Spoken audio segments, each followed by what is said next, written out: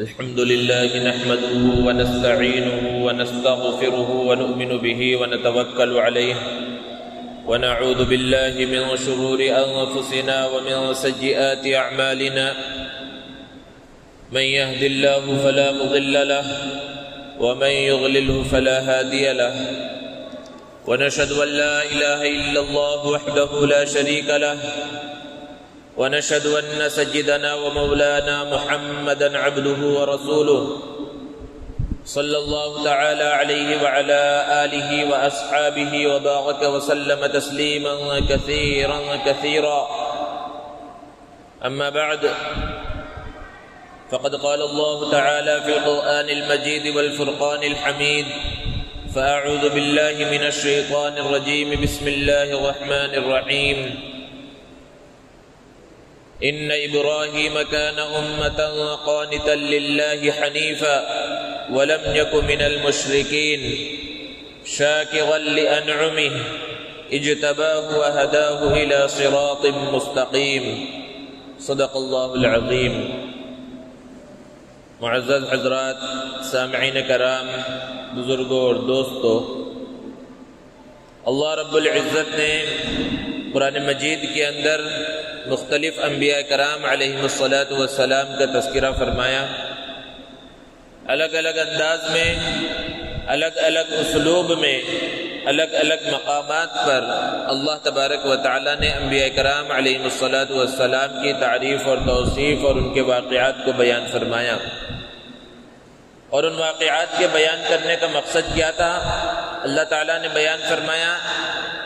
وَكُلًّا نَقُصُّ عَلَيْكَ مِنْ أَنْبَاءِ الرُّسُلِ مَا نُثَبِّتُ بِهِ فُؤَادَكَ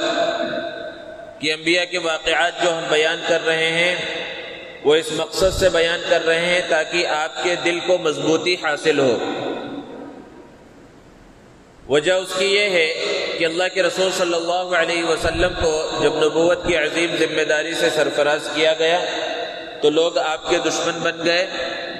آپ کو جو امین اور صادق کے لقب سے پکارتے تھے انہوں نے بھی آپ کو ستانا شروع کیا.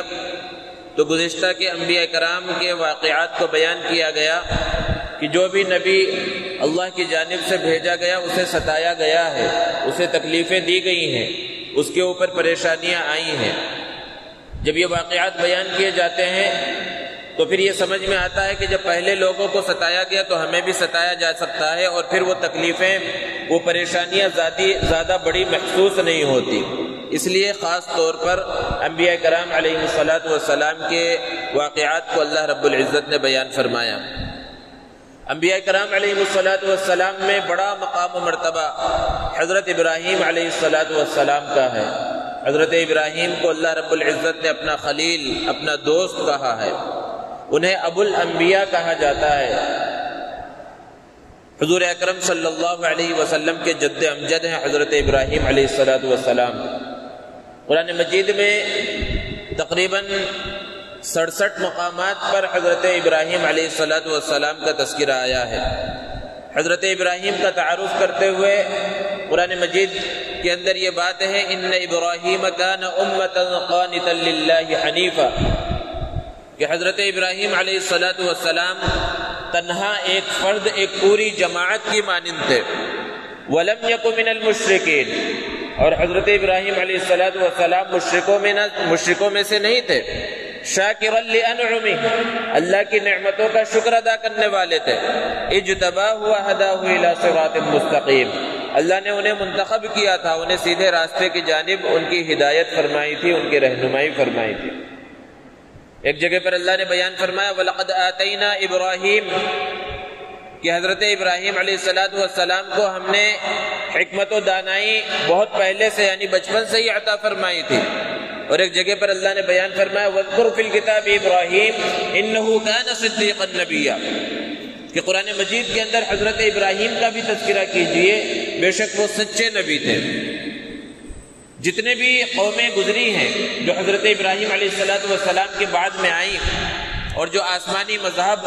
پر ایمان رکھتی تھی وہ حضرت ابراہیم علیہ السلام سے اپنی نسبت جوڑنے پر فخر محسوس کرتے تھے. یہاں تک کہ جو یہود و نصارہ تھے وہ یہ کہتے تھے کہ حضرت ابراہیم علیہ السلام یہودی ہیں. نصرانی یہ کہتے تھے کہ حضرت ابراہیم علیہ السلام نصرانی ہیں. حالانکہ یہ بات ایسی تھی جو عقل میں آنے والی نہیں تھی، کیونکہ یہودی بعد میں آئے، نصرانی بعد میں آئے، اور حضرت ابراہیم علیہ السلام ان سے پہلے گزر چکے. اسی لیے اللہ رب العزت نے بیان فرمایا ما کان ابراہیم یہودیا ولا نصرانیا، کہ حضرت ابراہیم علیہ السلام نہ تو یہودی تھے اور نہ نصرانی تھے، ولکن کان حنیفا مسلما، وہ سچے پکے مسلمان تھے، وہ اللہ کی طرف جھکنے والے تھے. حضرت ابراہیم علیہ السلام نے جس گھرانے کے اندر آنکھ کھولی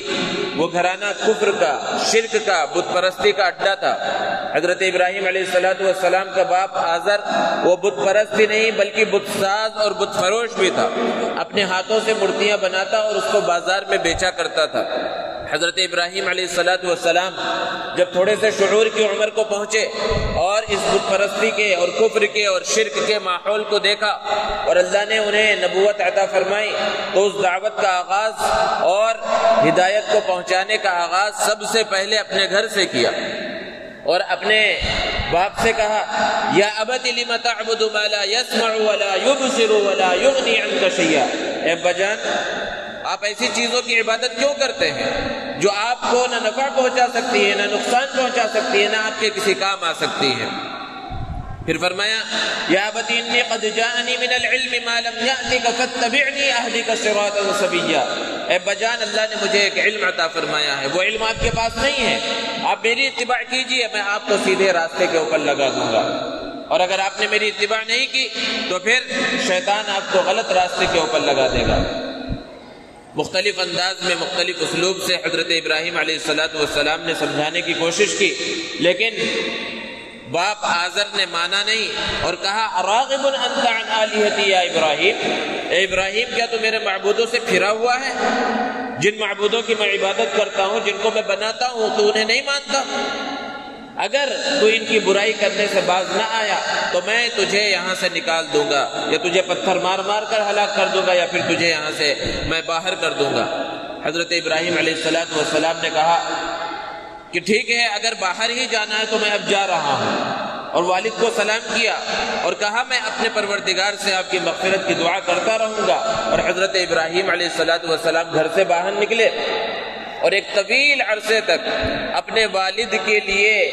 دعا کرتے رہے، مغفرت کی دعا کرتے رہے، یہاں تک کہ اللہ کا حکم آ گیا کہ ما کان للنبی والذین آمنوا ان یستغفروا للمشرکین ولو کانوا اولی قربی، کہ کسی بھی نبی اور عام مسلمانوں کے لیے یہ بات جائز نہیں ہے کہ کسی ایسے شخص کے واسطے مغفرت کی دعا کریں جس کے بارے میں یہ پتہ چل گیا ہو کہ وہ اللہ کا دشمن ہے اور کفر کے اوپر اس کا انتقال ہو گیا ہو، اس کے لیے مغفرت کی دعا کرنا درست نہیں. اللہ نے دوسری جگہ پر بیان فرمایا کہ حضرت ابراہیم نے ہمیشہ اپنے والد کے واسطے مغفرت کی دعا نہیں کی. اللہ تعالیٰ نے فرمایا وَمَا كَانَ اسْتِغْفَارُ إِبْرَاهِيمَ لِأَبِيهِ إِلَّا عَن مَّوْعِدَةٍ وَعَدَهَا إِيَّاهُ، کہ حضرت ابراہیم نے جو اپنے والد کے لیے مغفرت کی دعا کی وہ ایک محدود وقت کے واسطے کی، لیکن جب انہیں پتہ چل گیا اور انہیں بتلا دیا گیا کہ کفر پر ہی اس کا خاتمہ ہوا ہے تو اب پھر اس کے بعد انہوں نے مغفرت کی دعا کرنا چھوڑ دیا. بہرحال گھر سے باہر نکلے، قوم کے حالات کو دیکھا کہ قوم پوری کی پوری بت پرستی کے اندر مبتلا ہے، شرک اور کفر کے اندر مبتلا ہے. تو حضرت ابراہیم علیہ السلام نے قوم کو بھی الگ الگ انداز میں سمجھانے کی کوشش کی. ان سے کہا ما هذه التماثيل التي انتم لها عاكفون، یہ کون سے مجسمے لیے بیٹھے ہو، یہ کون سی مورتیاں لیے بیٹھے ہو جس کو تم پوج رہے ہو، یہ تمہیں نفع نقصان نہیں پہنچا سکتے، یہ تمہارے کسی کام نہیں آ سکتے. قوم کے لوگوں نے کہا وجدنا آباءنا لها عابدین، تم جو کہتے ہو وہ ہو سکتا ہے وہ ٹھیک ہو، لیکن ہم نے اپنے باپ دادا کو ایسے ہی کرتے پایا ہے. بے شمار لوگوں کی گمراہی کا ہمیشہ یہ سبب بنتا آ رہا ہے کہ وہ باپ دادا کے طریقے کو چھوڑنے کے واسطے تیار نہیں تھے. باپ دادا کا طریقہ اسلام کے اندر چل نہیں سکتا۔ ہاں اگر باپ دادا کا طریقہ صحیح تھا اور شریعت مطہرہ کے مطابق تھا، اللہ کے اور رسول کے حکم کے مطابق تھا، تب تو باپ اور دادا کا طریقہ مقبول ہوگا۔ لیکن اگر باپ دادا کا طریقہ غلط تھا،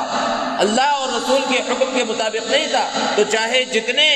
خاندان وہ کرتے چلے آ رہے ہوں اور باپ دادا وہ کرتے چلے آ رہے ہوں، وہ طریقہ قابل قبول نہیں ہوگا، وہ طریقہ اللہ کے نزدیک مقبول نہیں ہوگا۔ طریقہ تو وہی مقبول ہوگا جو اللہ کا طریقہ ہوگا، نبی کریم صلی اللہ علیہ وسلم کا طریقہ ہوگا۔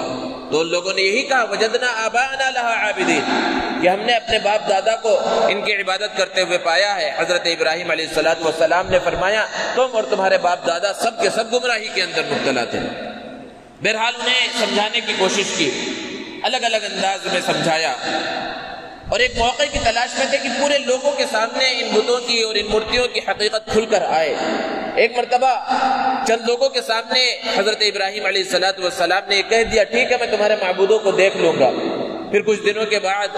ان کے ایک میلے کا دن آیا، عید کا دن آیا، جس کو وہ اپنے علاقے سے باہر نکل کر میدان میں منایا کرتے تھے۔ حضرت ابراہیم علیہ السلام سے بھی ان کی قوم کے لوگوں نے کہا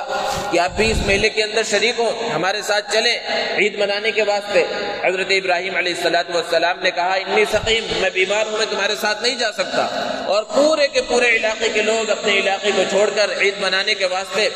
اور خوشی منانے کے واسطے اس میلے کے اندر پہنچے۔ پورا علاقہ خالی ہو گیا۔ حضرت ابراہیم علیہ السلام سب سے بڑے بت خانے میں پہنچے۔ وہاں پر دیکھا کہ الگ الگ سائز کے بت ہیں، بڑا بت بیچ میں ہے اور الگ اس سے چھوٹے، پھر اس سے چھوٹے، الگ الگ مورتیاں، اور ان کے سامنے طرح طرح کے کھانے اور چڑھاوے رکھے ہوئے ہیں، مٹھائیاں رکھی ہوئی ہیں۔ پہلے تو انہیں مخاطب کیا یہ جو چڑھاوے رکھے ہوئے ہیں، یہ کھانے اور مٹھائیاں رکھی ہوئی ہیں، تم اسے کھاتے کیوں نہیں؟ پھر اس کے بعد ایک کلاڑے کو لیا اور ایک لائن سے سب کو توڑنا شروع کیا۔ بڑے بت کو حضرت ابراہیم علیہ السلام نے چھوڑ دیا، لیکن چھوٹے جتنے تھے اس بڑے کے علاوہ سب کو توڑ دیا، اور پھر اس کلاڑے کو بڑے بت کے گردن کے اوپر لٹکا دیا اور واپس آ گئے۔ جب شام ہوئی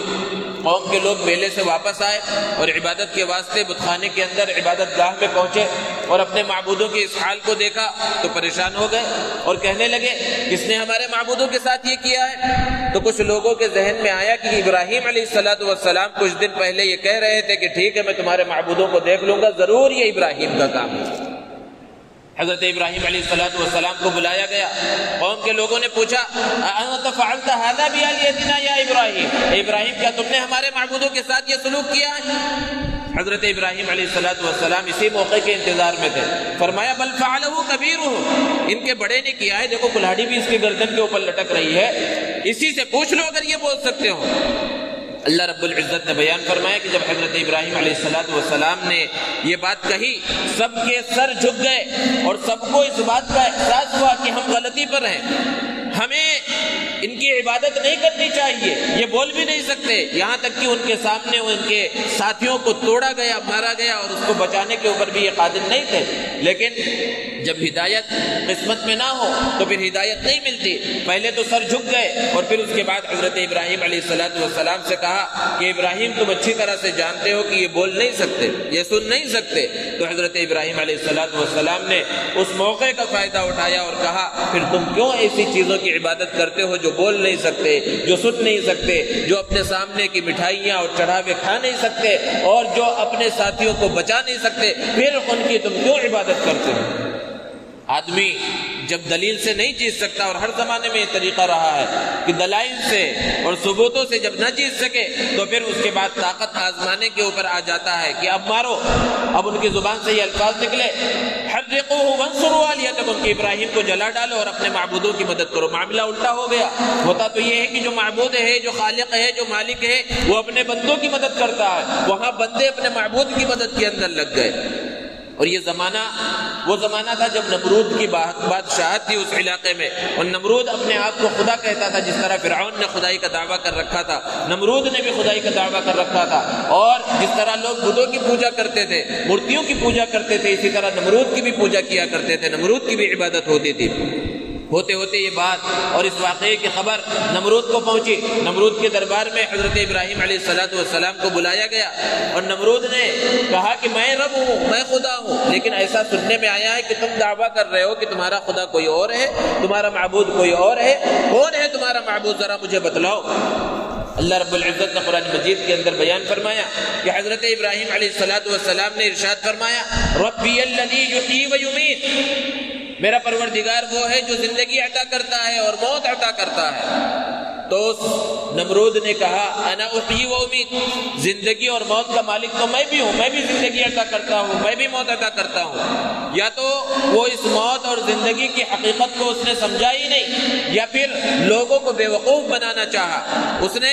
دو آدمیوں کو بلایا، ایک معصوم شخص کو جس کے اوپر کوئی جرم نہیں تھا، اس کو قتل کی سزا دے دی، پھانسی کی سزا دے دی، اور ایک شخص جس کے لیے پھانسی کی سزا طے کی جا چکی تھی کسی جرم کی وجہ سے، اس کو آزاد کر دیا اور کہا دیکھو میں بھی موت اور زندگی کا مالک ہوں۔ موت اور زندگی کی حقیقت کو نہیں سمجھا، لیکن حضرت ابراہیم علیہ السلام بھی اس موقع پر موت کی حقیقت کیا ہے اور زندگی کی حقیقت کیا ہے اس کو سمجھانے میں نہیں لگے، کیونکہ وہ چاہتا یہی تھا کہ لوگ شکوک میں مبتلا ہو جائے۔ حضرت ابراہیم علیہ السلام نے اس سے آسان دلیل دی اور کہا کہ میرا رب تو وہ ہے جو مشرق سے سورج کو نکالتا ہے اور مغرب میں لے جا کر ڈباتا ہے۔ اگر تو اپنے آپ کو رب کہتا ہے اور تو اپنے آپ کو معبود کہتا ہے تو اس سورج کو مغرب سے نکال اور مشرق میں لے جا کر ڈبا۔ اللہ نے ارشاد فرمایا فَبُهِتَ الَّذِي كَفَرَ، وہ کافر مبہوت ہو کر رہ گیا، کوئی جواب بننا پڑا، کیونکہ کوئی جواب ہو ہی نہیں سکتا۔ یہ اللہ کا کام ہے، سورج کو نکالنا، سورج کو ڈبانا، یہ سب کام اللہ رب العزت کے قبضے قدرت میں ہے، کسی کے بس میں یہ نہیں ہے۔ پوری کائنات کا نظام چلانے والا وہ مالک ہے، وہ خالق ہے۔ اب پھر فیصلہ ہوا کہ حضرت ابراہیم علیہ السلام کو بہرحال آگ کے اندر ڈال دیا جائے، دلائل سے نہ جیت سکے، اور آگ تیار کی گئی۔ کئی دنوں تک اس کے شعلوں کے اندر لکڑیاں ڈالے جاتا رہا، لوگ جو ہے ثواب سمجھ کر اس میں لکڑیاں لا کر ڈال رہے تھے، یہاں تک کہ اس کے شعلے آسمان سے بات کرنے لگے اور بہت بڑی آگ تیار ہو گئی۔ حضرت ابراہیم علیہ السلام کو اس آگ کے اندر ڈال دیا گیا۔ روایتیں مختلف ہیں، بعض روایتوں سے پتہ چلتا ہے کہ 40 دن تک حضرت ابراہیم علیہ السلام اس آگ کے اندر رہے۔ اللہ رب العزت کی مخلوق ہے آگ بھی، ہر چیز اللہ کی مخلوق ہے۔ اللہ رب العزت نے آگ کو حکم دیا یا نار کونی بردا وسلاما علی ابراہیم، کہ اے آگ حضرت ابراہیم علیہ السلام پر ٹھنڈی اور سلامتی والی ہو جا۔ آگ کا کام تو جلانا ہے، چاقو کا کام کاٹنا ہے، لیکن وہ سب اللہ کے حکم کے تابع ہے۔ آگ اسی وقت جلائے گی جب اللہ کا حکم ہوگا، چھری اسی وقت کاٹے گی جب اللہ کا حکم ہوگا۔ اگر اللہ کا حکم نہ ہو تو آگ جلا نہیں سکتی، چھری کاٹ نہیں سکتی۔ حضرت ابراہیم علیہ السلام آگ کے اندر صحیح سالم رہے، اور پھر اس کے بعد آگ سے حضرت ابراہیم علیہ السلام جب نکلے تو پھر یہ سمجھ گئے کہ اب اس علاقے کے لوگ یہ ہدایت پر نہیں آ سکتے، کیونکہ حضرت ابراہیم علیہ السلام نے ایک طویل عرصے تک ان کو سمجھانے کی کوشش کی تھی۔ اب اپنے بھانجے حضرت لوط کو لے کر حضرت ابراہیم علیہ السلام نے وہاں سے ہجرت کی، اپنی اہلیہ محترمہ اور اپنے بھانجے حضرت لوط کے ساتھ وہاں سے ہجرت کی، اور پھر فلسطین گئے، اور وہاں سے حضرت ابراہیم علیہ السلام مصر پہنچے۔ راستے میں ظالم بادشاہ کا واقعہ پیش آیا، ایک ظالم بادشاہ اس علاقے میں رہتا تھا اور وہ وہاں پر خواتین کے اوپر ظلم کرتا تھا۔ اگر اسے پتا چلتا کہ کوئی میاں بیوی وہاں سے گزر رہے ہیں تو عورت کو پکڑ لیتا اور دست درازی کی کوشش کرتا۔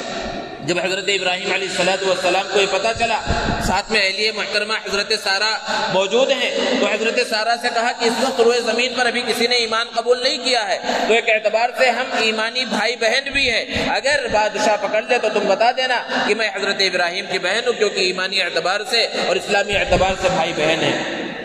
اور اس کا یہ طریقہ تھا کہ اگر بھائی بہن کوئی گزرتے تو ان کے اوپر ظلم نہیں کرتا تھا، میاں بیوی گزرتے تو ان کے اوپر ظلم کرتا تھا۔ حضرت سارہ کو پکڑا گیا اور انہوں نے بتلایا کہ میں حضرت ابراہیم کی بہن ہوں، لیکن اس نے نہ مانا، اور حضرت ابراہیم علیہ السلام کی اہلیہ محترمہ حضرت سارہ کے اوپر ظلم کرنے کی کوشش کی، کئی مرتبہ چاہا، اس کا ہاتھ شل ہو جاتا، پھر وہ کہتا حضرت سارہ سے کہ دعا کر دو اور یہ میرے ہاتھ کی جو ہے بیماری ختم ہو جائے۔ حضرت سارہ دعا کرتی، ہاتھ کی بیماری بیماری ٹھیک ہو جاتی، لیکن بار بار وہ کوشش کرتا رہا، یہاں تک کہ وہ سمجھ گیا کہ کوئی نیک خاتون ہے، پھر اس نے اس ظلم کو چھوڑ دیا۔ پھر حضرت ابراہیم علیہ السلام وہاں سے روانہ ہوئے۔ بعض روایتوں سے پتہ چلتا ہے کہ اسی بادشاہ نے اپنی بیٹی حضرت ہاجرہ کو حضرت ابراہیم علیہ السلام کے حوالے کیا، اور حضرت ہاجرہ کا نکاح حضرت ابراہیم علیہ السلام سے ہوا، اور پھر حضرت ابراہیم علیہ السلام مصر پہنچے اور طویل عرصے تک وہیں پر رہے۔ حضرت ابراہیم علیہ السلام کی عمر بہت زیادہ ہو گئی، لیکن اولاد نہیں تھی۔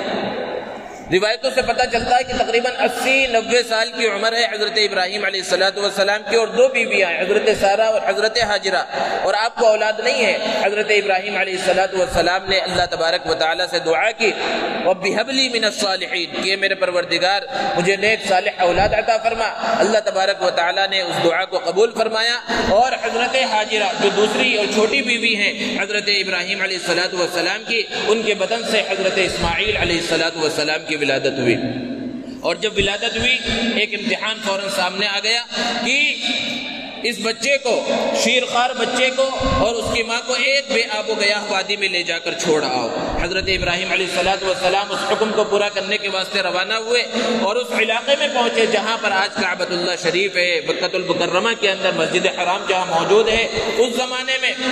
مکہ المکرمہ اور وہ کعبۃ اللہ شریف وہ تو پہلے سے موجود ہے، جب دنیا کو اللہ رب العزت نے بنایا اسی وقت سے موجود ہے۔ فرشتوں نے سب سے پہلے اس کی تعمیر کی تھی، اور اس سے پہلے کے جو انبیاء گزرے وہ اس کا طواف کرتے رہے تھے، لیکن ایک طویل عرصے کے گزرنے کی وجہ سے اس عمارت کے نقش و نگار وہاں سے ختم ہو گئے تھے، نام و نشان مٹ گیا تھا، اور ایک ویران بستی تھی جہاں پر کوئی نہیں تھا، پانی بھی نہیں تھا، انسانوں کی آبادی نہیں تھی، جانوروں کی آبادی نہیں تھی، بے آب و گیاہ وادی تھی۔ حضرت ابراہیم علیہ السلام نے حضرت ہاجرہ اور اپنے شیرخوار بچے حضرت اسماعیل علیہ السلام کو وہاں چھوڑا اور واپس جانے لگے۔ حضرت ہاجرہ نے سوال کیا کہ ہمیں اس بے آب و گیاہ وادی میں چھوڑ کر کہاں جا رہے ہیں؟ حضرت ابراہیم نے کچھ جواب نہ دیا تو خود حضرت ہاجرہ نے پوچھا کہ کیا یہ اللہ کا حکم ہے؟ حضرت ابراہیم علیہ السلام نے سر کے اشارے سے فرمایا ہاں یہ اللہ کا حکم ہے۔ تو حضرت ہاجرہ نے فرمایا، وہ توکل تھا، وہ بھروسہ تھا اللہ کے اوپر، فرمایا کہ جب اگر یہ اللہ کا حکم ہے تو اللہ ہمیں ضائع نہیں کرے گا۔ تھیلی کے اندر کچھ کھجوریں تھی اور تھوڑا سا پانی تھا، وہ پانی اور کھجور کتنے عرصے تک چلتی؟ کچھ عرصے کے اندر وہ پانی بھی ختم ہو گیا اور وہ کھجور بھی ختم ہو گیا، اب کچھ بھی نہیں ہے، توشہ کچھ بھی ساتھ میں نہیں ہے۔ حضرت ابراہیم علیہ السلام بھی اللہ کے حکم کو پورا کرتے ہوئے وہاں سے جا چکے ہیں۔ اب وہ بچہ پیاس سے تڑپ رہا ہے، اور چونکہ کچھ کھانا نہیں ہے اس لیے حضرت ہاجرہ کو دودھ بھی نہیں ہے۔ اب وہ پانی کی تلاش کے اندر کہ کہیں سے پانی ملے، صفا مروہ پہاڑیاں ہیں اس کے اوپر چڑھ گئی حضرت ہاجرہ، کبھی صفا پہاڑی کے اوپر چڑھتی ہے، کبھی مروہ کے اوپر چڑھتی ہے تاکہ کوئی نظر آئے، اور جب درمیان میں سے گزرتی ہے تو تھوڑا سا تیز دوڑتی ہے کیونکہ بچہ نظروں سے اوجھل ہو جاتا ہے۔ بچہ وہاں دور موجود ہے، اس مقام پر جہاں آب زمزم کا کنواں موجود ہے۔ کئی مرتبہ چکر لگایا حضرت ہاجرہ نے دونوں پہاڑیوں کے درمیان، جو لوگ حج کے واسطے اور عمرے کے واسطے جاتے ہیں تو دونوں پہاڑیوں کے درمیان چکر لگائی جاتی ہے، اور اس کو سعی کہا جاتا ہے، اور یہ یادگار ہے حضرت ہاجرہ کی۔ اور درمیان میں تیزی سے دوڑنے کا حکم ہے، یہ حکم بھی اسی وجہ سے ہے کیونکہ اللہ کو اپنے محبوبوں کی ادا بہت پسند ہے، اس ادا کو باقی رکھنا تھا، اس لیے حج کرنے والے اور عمرہ کرنے والوں کو یہ حکم دیا گیا کہ جب اس درمیان میں پہنچے جہاں پر حضرت ہاجرہ تیز سے چلی تھی تو وہاں تم بھی تیز سے چلو۔ بہرحال حضرت ہاجرہ جب پھر اپنے بچے کے پاس پہنچی تو ان کے حضرت اسماعیل علیہ السلام ایڑیاں رگڑ رہے تھے، ان کی ایڑیوں کے رگڑ سے وہاں پر ایک چشمہ جاری ہوا جو زمزم کے نام سے مشہور ہے، اور اس کا پانی اور وہ چشمے سے آج بھی پانی نکل رہا ہے، اور دنیا کا سب سے اچھا پانی وہ ہے۔ یہاں تک کی روایتوں سے پتہ چلتا ہے کہ دنیا کا بھی اور جنت کے اندر بھی جو پانی ہے ان سب میں سب سے اچھا پانی وہ زمزم کا پانی ہے۔ اور یہی وجہ ہے کہ معراج کے موقع پر جب فرشتے آسمان سے ہی آئے تھے، وہ جنت کے راستے سے ہی آ رہے تھے، حضور اکرم صلی اللہ علیہ وسلم کے قلب اطہر کو دھویا گیا تو چاہتے تو جنت کا پانی لے کر آ سکتے تھے، لیکن اللہ نے حکم دیا کہ انہیں آب زمزم سے دھویا جائے، اس زمزم کے پانی سے اللہ کے رسول صلی اللہ علیہ وسلم کے قلب اطہر کو دھویا جائے۔ اس سے پتہ چلتا ہے کہ یہ زمزم کا پانی دنیا اور آخرت کے پانیوں کے اندر سب سے بہترین پانی ہے۔ اور وہ جو چشمہ جاری ہوا حضرت اسماعیل علیہ السلام کی ایڑیوں سے، وہ اب تک جاری ہے اور قیامت تک وہ جاری رہے گا، اور لوگ اس سے سیراب ہوتے رہیں گے۔ حضرت اسماعیل علیہ السلام بڑے ہوئے، پھر حضرت ابراہیم علیہ السلام بھی آ گئے، اور پھر اس کے بعد وہ عظیم قربانی کا واقعہ پیش آیا جس کو مسلمان چند دنوں کے بعد کریں گے انشاءاللہ، اس کو بعد میں بیان کیا جائے گا۔ اور ایک حکم اس وقت باپ اور بیٹے کو ہوا، اور وہ کعبۃ اللہ کی تعمیر کا حکم تھا۔ حضرت ابراہیم علیہ السلام اپنے فرزند حضرت اسماعیل علیہ السلام کے ساتھ بیت اللہ شریف، کعبۃ اللہ شریف کی تعمیر کے اندر لگ گئے۔ قرآن مجید نے اس کو بیان کیا، وَإِذْ يَرْفَعُ إِبْرَاهِيمُ الْقَوَاعِدَ مِنَ الْبَيْتِ وَإِسْمَاعِيلُ، کہ جب حضرت ابراہیم اور حضرت اسماعیل علیہ السلام اللہ کے حکم سے کعبۃ اللہ کی دیواروں کو اٹھا رہے تھے، کوئی اور مزدور نہیں تھا، یہی دونوں جو نبی ہیں، اللہ کے بندے ہیں، اللہ کے پیغمبر ہیں، یہ دونوں اس عمارت کی تعمیر کر رہے ہیں۔ آج جب عمارتیں بنائی جاتی ہیں تو پہلے انسان زمین کے اوپر کھڑا ہو، کچھ اینٹیں لگائے گا، اور پھر اس کے بعد جب اوپر جانے کے واسطے کچھ اور انتظام کرنا پڑے گا، کیونکہ ہاتھ وہاں تک نہیں پہنچے گا۔ لیکن معجزاتی طور پر وہ پتھر جس کے اوپر کھڑے ہو کر حضرت ابراہیم علیہ السلام کعبۃ اللہ کی تعمیر کر رہے تھے، جہاں تک پہنچنے کی ضرورت پڑتی وہ پتھر خود بخود اوپر نیچے ہوتا تھا، اور اس پر کھڑے ہو کر حضرت ابراہیم علیہ السلام نے کعبۃ اللہ کی تعمیر کی۔ وہ پتھر آج بھی مسجد الحرام کے اندر موجود ہے، جسے مقام ابراہیم کہا جاتا ہے۔ مقام ابراہیم اس مقام کو کہا جاتا ہے جہاں پر وہ پتھر، جس پتھر کے اوپر کھڑے ہو کر حضرت ابراہیم علیہ السلام نے کعبۃ اللہ شریف کی تعمیر کی تھی، وہ پتھر جہاں پر موجود ہے اسی مقام کو مقام ابراہیم کہا جاتا ہے۔ اور اس مقام پر طواف کرنے والوں کو 2 رکعت نماز پڑھنے کا حکم ہے، جس کا تذکرہ اللہ نے قرآن مجید میں کیا ہے، وَاتَّخِذُوا مِن مَّقَامِ إِبْرَاهِيمَ مُصَلًّى، کہ جو مقام ابراہیم ہے اس کو نماز پڑھنے کی جگہ بنا لو۔ وہ پتھر اب ایک شوکیس کے اندر موجود ہے، اس کو آپ نے دیکھا ہوگا کہ اس کے اندر قدموں کے نشان، حضرت ابراہیم علیہ السلام کے قدموں کے نشان اب بھی موجود ہیں۔ گزشتہ چند سالوں پہلے وہ پتھر کھلے ہوئے حصے میں رکھا ہوا تھا کہ لوگ چاہتے تو اس کے اوپر ہاتھ بھی لگاتے تھے، پھر بعد میں اس کو بند کر دیا گیا۔ بعض روایتوں سے پتہ چلتا ہے کہ حضرت ابراہیم علیہ السلام جب اس پتھر کے اوپر کھڑے ہوئے تھے تو جس طرح ہاتھوں کے اوپر یہ لکیر ہے جسے فنگر پرنٹس کہا جاتا ہے، اسی طرح پیروں میں بھی، کھال کے اوپر بھی اس طرح لکیریں ہیں۔ اس پتھر کے اوپر قدموں کے نشان تو موجود تھے ہی، حضرت ابراہیم علیہ السلام کے قدموں کے نیچے جو باریک باریک نشان تھے وہ نشان بھی اس کے اوپر جم گئے تھے، اور وہ نشان باقی تھے۔ لیکن چونکہ وہ کھلے ہوئے حصے میں رکھا ہوا تھا اور لوگ ہاتھ بھی لگاتے تھے اور زمزم کے پانی کو اس میں ڈال کر بطور تبرک اس سے پیا کرتے تھے، اس لیے ہاتھ لگنے کی وجہ سے وہ نشانات تو مٹ گئے۔ لیکن ابھی چند دنوں پہلے آپ نے خبر پڑھی ہوگی کہ گزشتہ جب سے یہ لاک ڈاؤن کا عرصہ چل رہا ہے اور کورونا کی مہاماری ہے، اور بیت اللہ شریف کے اندر بھی تعداد کو بہت محدود کر دیا گیا، اور لوگ باہر سے حج اور عمرے کے لیے نہیں جا سکتے، جیسے کہ بھی حج کا مہینہ ہے، بے شمار لوگوں کی خواہش تھی کہ وہ حج کے لیے جائیں، لیکن اللہ کا کرنا ایسا ہے کہ وہ حج کے لیے نہیں جا سکے۔ تو ایسے زمانے کے اندر جب لوگ کعبۃ اللہ کے قریب بھی نہیں جا رہے ہیں، حجر اسود کو بھی نہیں چھو رہے ہیں، مقام ابراہیم کے قریب بھی نہیں جا پا رہے ہیں، تو وہاں کی حکومت نے ایک کام یہ کیا چند دنوں پہلے کہ اس کی باریکی سے بہت ہی زیادہ خوبصورت انداز میں حجر اسود کی تصویریں کھینچی گئی، اور مقام ابراہیم جس پتھر پر کھڑے ہو کر حضرت ابراہیم علیہ السلام نے بیت اللہ شریف کی تعمیر کی تھی، اس پتھر کی تصویریں کھینچی گئی، تو وہ بہت زیادہ زوم کر کے اور بہت بڑے قیمتی کیمروں سے وہ تصویریں کھینچی گئی، تو اس سے ایک تو حجر اسود کی اصل ہیئت کیا ہے وہ بھی پتہ چلی ہے۔ بظاہر دور سے بہت کالا نظر آتا ہے، لیکن حقیقت میں وہ اتنا کالا نہیں ہے، بہت زیادہ زوم کر کے اس کو کھینچا گیا۔ اسی طرح مقام ابراہیم کی بھی جو تصویریں آئی ہیں اس کے اندر وہ نشانات جو حضرت ابراہیم علیہ السلام کے قدموں کے نشانات تھے، اور قدموں کے اندر جو جھلیاں ہوتی ہیں اور جو باریک نشانات ہوتے ہیں، ان کیمروں کے ذریعے جب اس تصویر کو کھینچا گیا تو وہ نشانات ان تصاویر کے اندر ظاہر ہے، جو گزشتہ 1-1.5 مہینے پہلے باہر سوشل میڈیا کے اوپر اس کو ڈالا گیا تاکہ دنیا دیکھے اور اس سے جو ہے سمجھے کہ یہ کیسے نوادرات ہیں اور یہ کیسی چیزیں ہیں جو مسلمانوں نے وہاں پر محفوظ رکھی ہیں، اور یہ ساری چیزیں محفوظ ہیں اور مسلمان جو وہاں جاتے ہیں اس کو دیکھتے بھی ہیں۔ تو بہرحال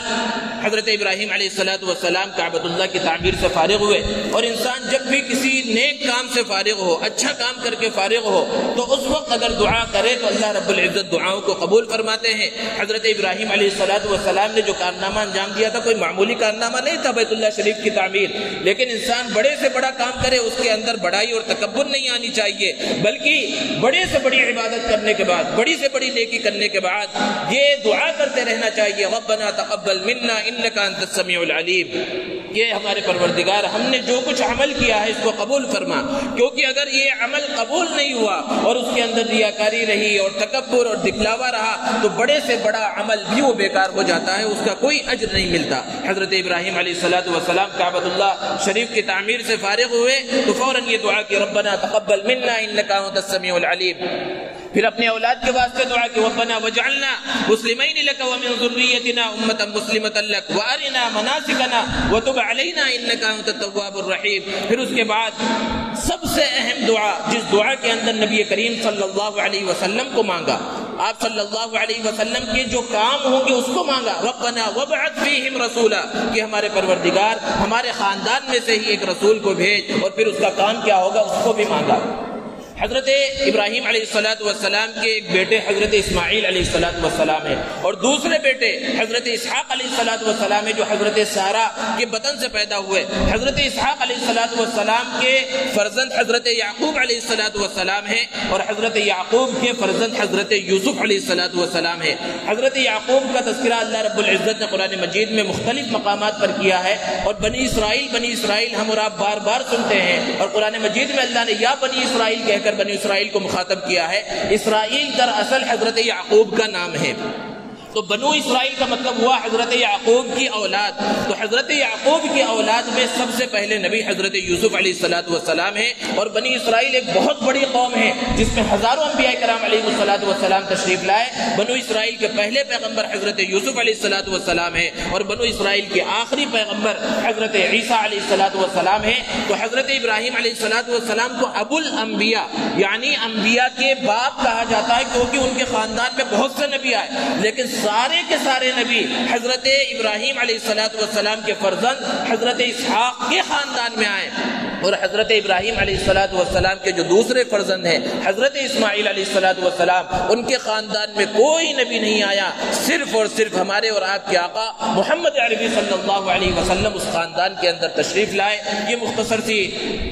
تفسیر تھی اور مختصر سی ایک جھلک تھی حضرت ابراہیم علیہ السلام کے واقعات کی۔ اللہ تبارک و تعالی ہمیں انبیاء کرام علیہ السلام سے سچی پکی محبت عطا فرمائے۔ وآخر دعوانا الحمدللہ رب العالمین۔